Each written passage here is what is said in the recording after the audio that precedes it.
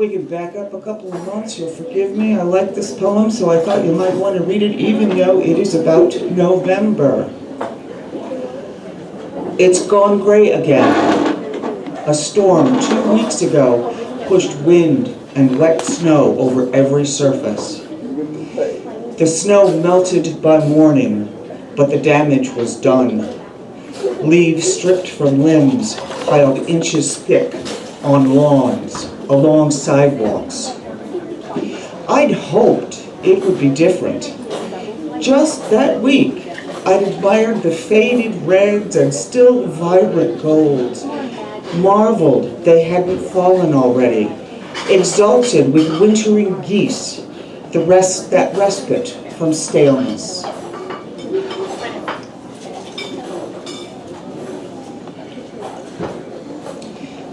The next one is called Body Shots. Yeah, baby. Woo!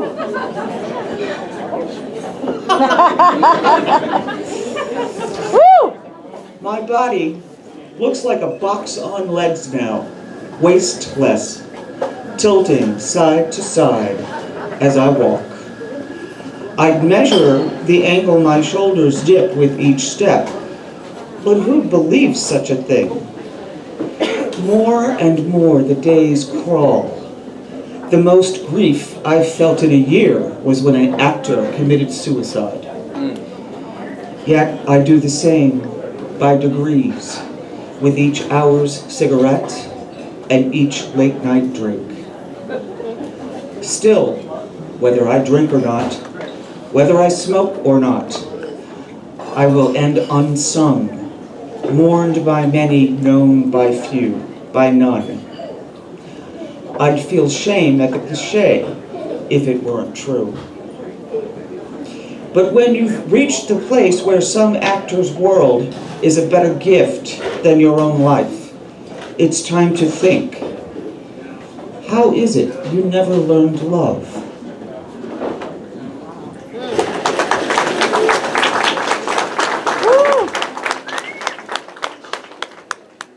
This one's called Inertia. When I leave dishes in the sink, they're mostly knives. I eat a lot of bread now, blackened in a smudged steel toaster, spread with butter or peanut butter, swallowed while I watch some show about cops or life at a different time. When I could see beauty on a hillside, slide a fabric along my hand or finger sculpture, feel rage or shame or sorrow or anything other than the flatness of now, waiting until every knife is filthy before I bother washing them, even using steak knives to delay the moment I must accomplish something, when I must use words and say again how I squander each passing day.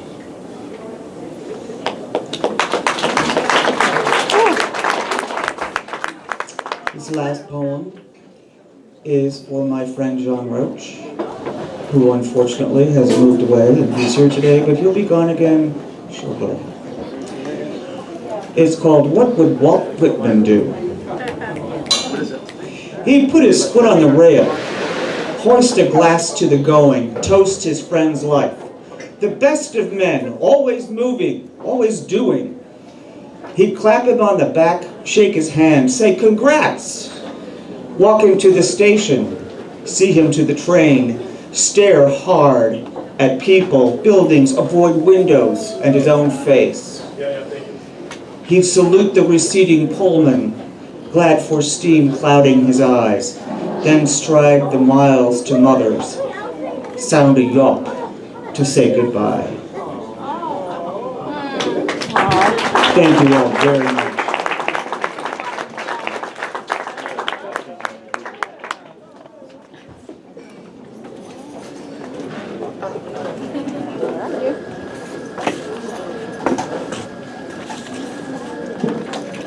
Next up, we'll have a performer. I think it's the third time performing at this event. And he's saying yes. We'll have Eric Epstein. Amazing, amazing performer. Very new, super fresh, great work. So we have Eric Epstein.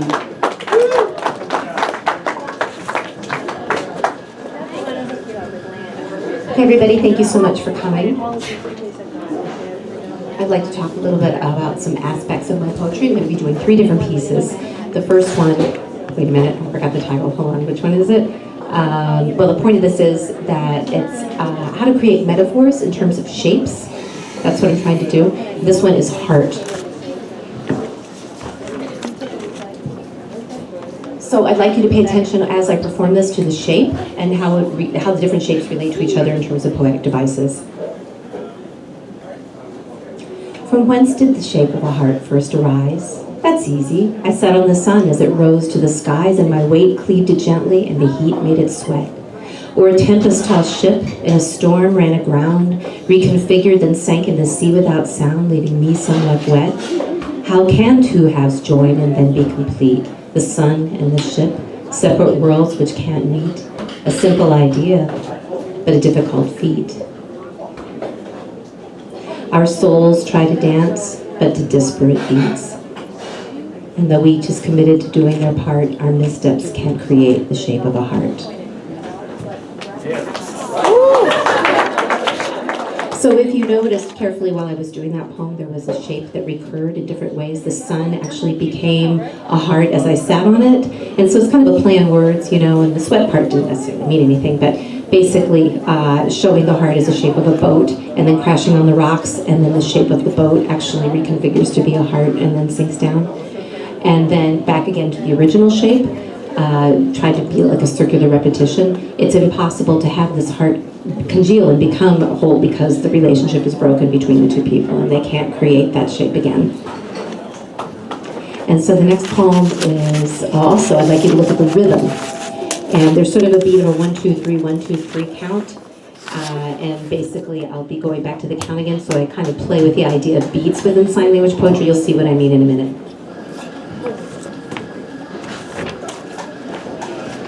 Okay, this is called Future. Future, a poem that I wrote myself. I implored the witch to share what would befall me, and she looked into her crystal sphere, which lit with summoned spirits, ready to foretell.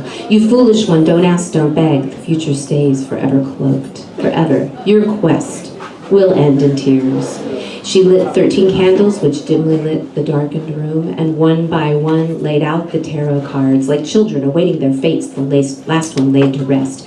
You foolish one, don't ask, don't beg, the future stays forever cloaked. Your quest will end in tears. On the table lay a skull, and she beckoned me to come near and take my place, my palm in hers as she read each line and how they portended my imminent demise. You foolish one, don't ask, don't beg, the future stays forever cloaked. Your quest will end in tears.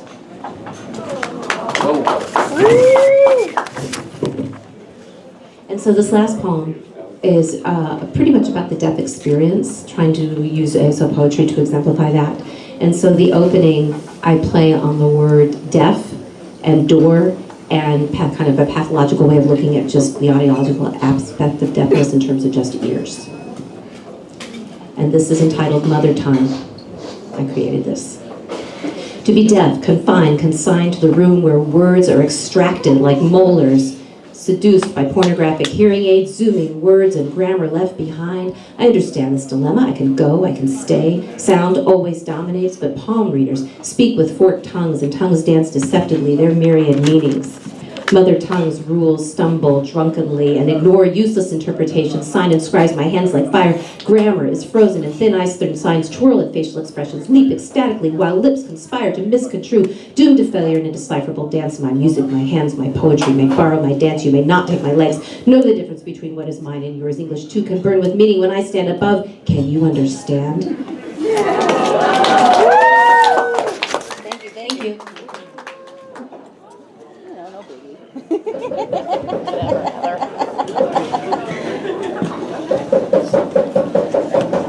Oh, that's you.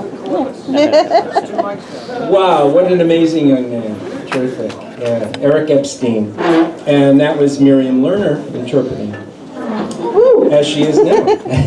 And our next poet is a good friend of mine and colleague at RIT for the past decade, Paulette Swartzfaler. interpreters. Kim. Also an author with Foothills Publishing, our great local poetry press. With interpreter Kim Persky.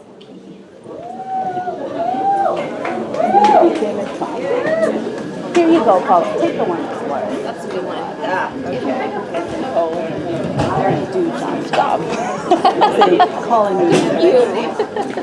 Because I'm like, oh, that's not me. And I'm not going up there. Do I? No, just do language. And I'm going to do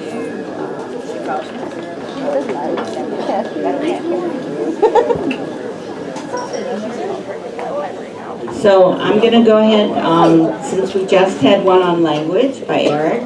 This isn't exactly, but it's inspired by a quote from Heidegger called "Language is the house of our being," which sort of, I think is, it inspired me to do this poem, and it's sort of where I think that last poem is going to.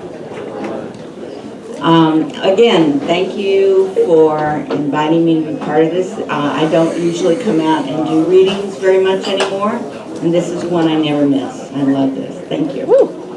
All right. It's too good. Language is the house of our being. Your words, wide awake, thrown past my head, are swept by the northern wind, on its way out of town for good. Here I stay. Outside, an injured crow looks for his flock. They've left him in the cul-de-sac. No corn for Thanksgiving meal, dead by morning to amuse the boys on the block, a wing to hang trophied on the bedroom wall, just another story to clean away.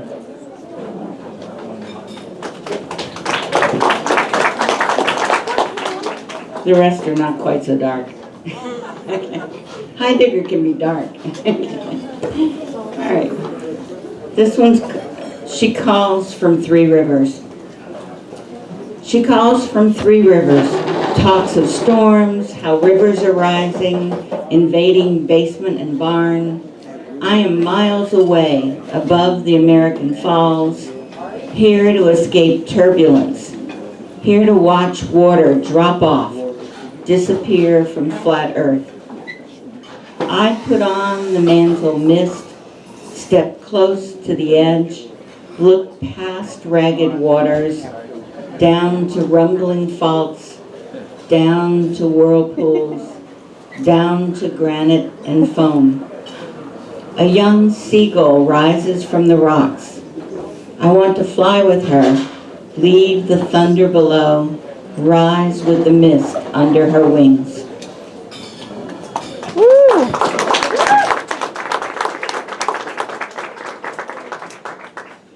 And this one I originally wrote for a group of us, a group of poets who were gathering at Michael Czernecki's.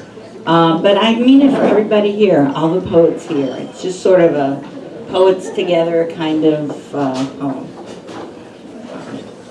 And it's not July, but we're going to pretend it's July. All right? It feels like July. Well, not my kind of July. I'm from New Orleans. My kind of July is really hot. Oh yeah, crawfish bacon. Okay. July's wailing down.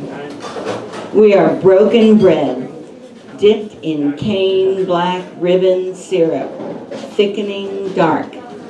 We are gin, slow burned, elderberry wine, warm sake, apricot beer, far down dirt road out of reach, sun's hands. We are steel strings, warmed, stretched, uneven tones beneath mosquito hawks dancing on this porch. We are the hill, the wood, the table, the books we read. We are us all, and none of us, and one of us, watching deep red sun sinking into cool night.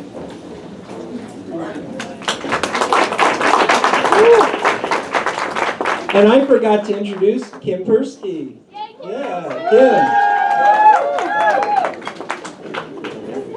And our next, well, first of all, before we get going, I was wondering, are any of the people from the DEAAF, the African group here, that are supposed to collect donations? Nobody's here from them? Oh, that's too bad. Also remember that there are free copies of signatures. I'm not sure what is occurring right now. I'm not sure if they're coming. Okay. My apologies. Yeah. Well, we'll see. If they show up, we'll let you know. Okay. And our next reader was one of the original organizers of this event 8 years ago. And she is a well-known, award-winning slam poet. She is the coach of the Rochester area Slam High. Kids who have won multiple awards, finished 4th in America one year, were on the HBO Brave New Voices, and more recently she's been getting back into her own career.